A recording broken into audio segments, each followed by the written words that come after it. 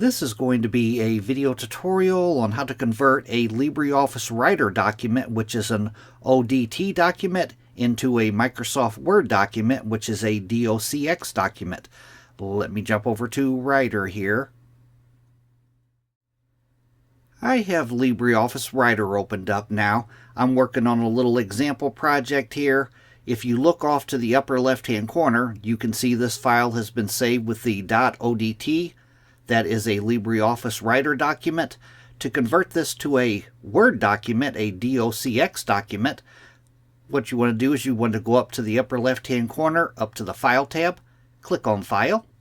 Then you want to go down to where it says Save As, and click on Save As. Now in the little dialog box that opens up, you can choose where you want your destination for the file. You can rename your file. If I was you, I would at least take off the .odt, delete that off of there, and then down below here it says Save as File Type. Click the drop down, and I'm going to go down to the one that says Word 2010 to 365 document. It is a .docx file. I'm going to click on that. Then I'm going to go down to the bottom and I'm going to click on Save.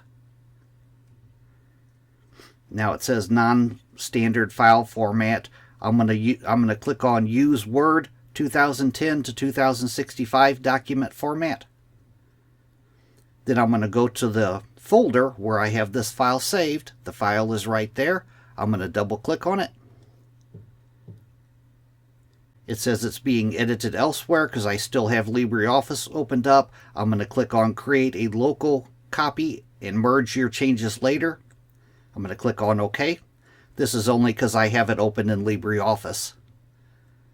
And there it is right there. That is how to convert a LibreOffice Writer document into a Word document. Thanks for watching.